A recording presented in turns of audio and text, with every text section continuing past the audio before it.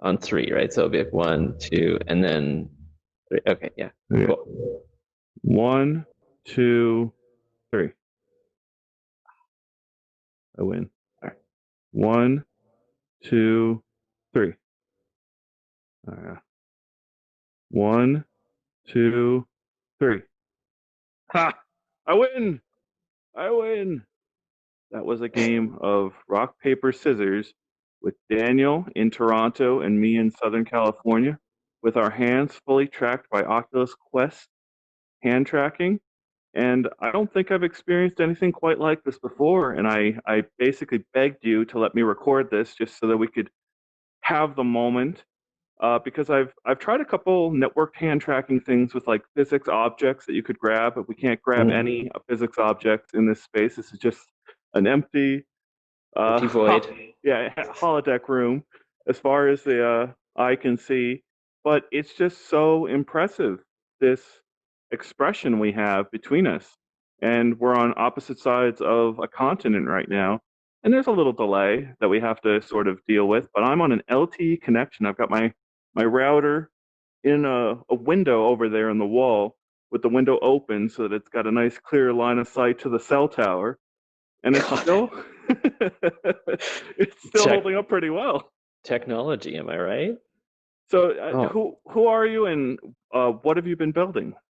so yeah, I am Daniel Bosha, otherwise known as Matrix on Twitter, and I've just been building crazy random hand tracking experiments for the past few months to really showcase what this technology can unlock. And I'm super excited about doing this network because finally I can, share this sort of craziness inside sort of a shared space like this.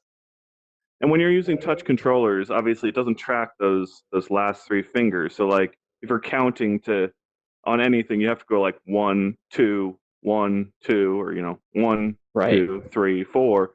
But here it's 1, 2, 3, 4, 5. 1, 2, 3, 4, 5. And that's just exactly right. It feels perfectly natural to me. It's amazing. So we've got Exactly. And a peace few minutes sign. ago, we were doing, hand puppets and like just being able to do these gestures that you couldn't do with the touch controllers. And then what's cool too is other little nuances come through where a few minutes ago I was on my computer just setting this up and you could actually see me like typing on my keyboard. Like I'm literally typing on my keyboard right now. I I'm can see moving it. my Yeah. mouse. I feel Um, like I'm in your office a little bit. Yeah, I can see it. like It's I can like incredible. scratch my arm and you can like see me doing that. Whereas with the touch controllers, it's always like this kind of clunkiness to it. Yep. And it's so easy to block. I mean, so we can still block our hands and make it disappear here, but there's a little bit like it's easy to break, right? If I really trying, I can break this, and I can break the touch controllers too, right? If I block one hand over the other, those will go Mhm. away too. But this is the expressivity here is just night and day compared to what you could do before. I remember I tried Waltz of the Wizard, which is the first like they've got a room scale gesture where you can sort of go across the room, and I liked your little Right. hand walking one. You did the hand walking one, Right. um, but yeah, it's just night and day different from the paradigm of before, where you've got to hold something to express. And we do our studio downloads, and I talked a little bit about this with you, but when we're doing our studio download podcast, we'll have one person in Australia, one person in Ireland, and maybe a person in London, another person in Southern California, maybe two people in Southern California, another person in Seattle, and just all this latency of getting all these different people from different parts of the world together is a huge technical feat.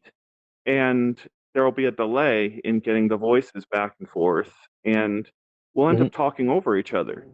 And if you've got like these two touch controllers in your hands, you can kind of go, I want to say something. Hold on a second. You can hold these controllers in your hands to sort of signal to the other people, don't talk over me at this moment. But this is just way, way, way more expressive in the ability to kind of like let you know, hey, I'm talking. You should listen to me. Exactly. Well, a few months ago, so we were doing an internal podcast at Shopify where I work, and our CEO is like a huge VR nerd, and I'm doing this podcast with him, and I I guess I took for granted how much like in need the touch controllers, I've gotten used to like all the gestures, and like he was like commenting like, "Wow, like how are you so quick at like thumbs up and pointing and doing all this stuff?" And I'm like, "Oh right, you kind of need to be like get used to that." Where here, I could throw Yeah. anyone in here, and immediately their body language comes out, and they can start gesturing, and they can just use their hands like they normally would, and that's huge for social VR. Yep.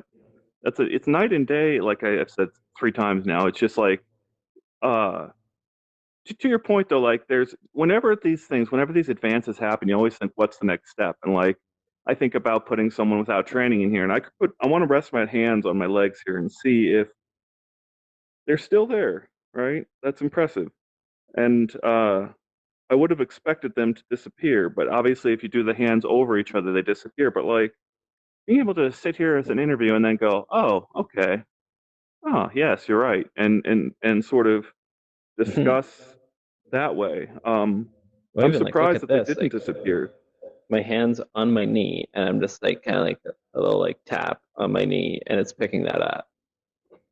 Like this. I'm just Look sort at of my like watch. Yeah. drumming on my knees right now. Like, yeah, I can like adjust my Apple Watch, and like there's like me moving the little dial on it.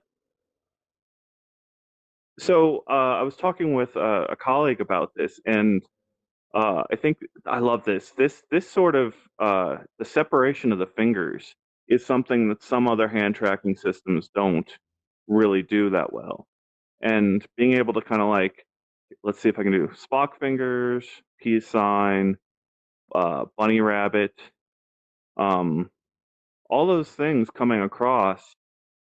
I'm not using any specialized lighting right now. I'm just got the light coming in through the window indirectly for the sun, and it's holding up really well.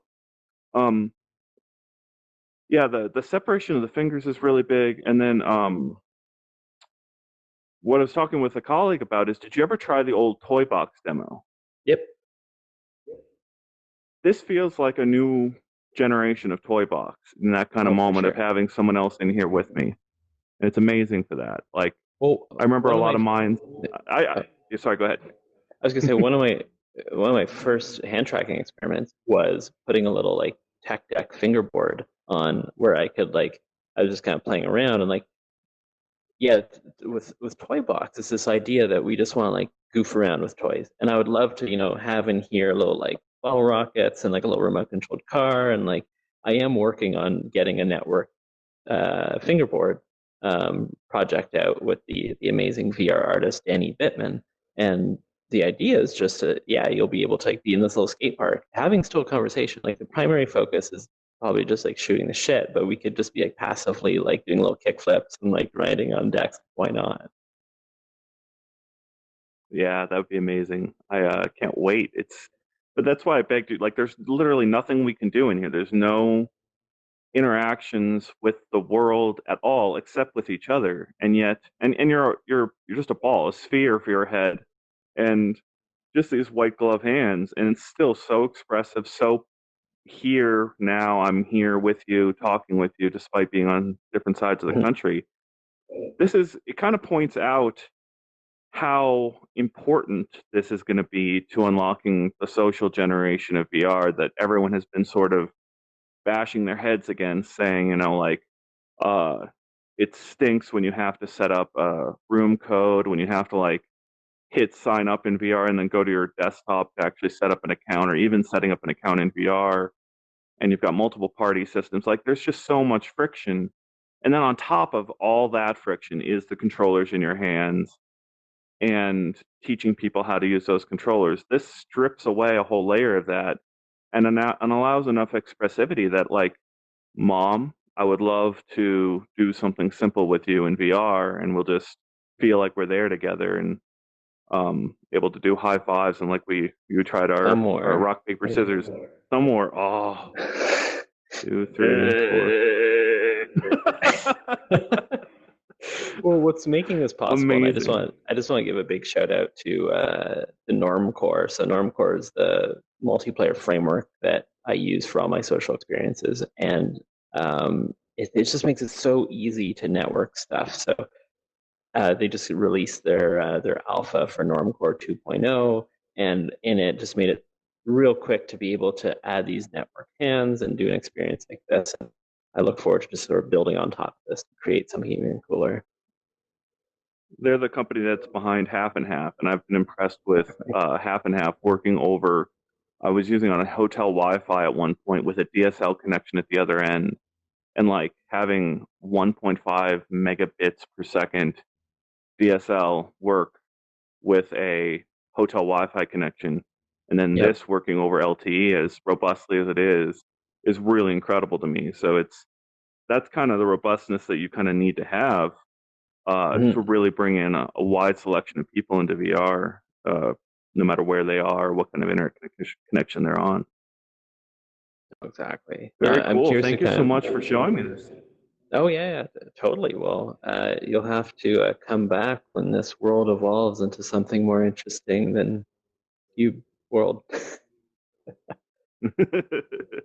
This is cool enough. Yeah, I can't wait till there's things to mess with in here in this void space. But thank you. Let's do our handshake here. High fives. So, Five to ten. alrighty. Yeah, awesome. Thank you so much.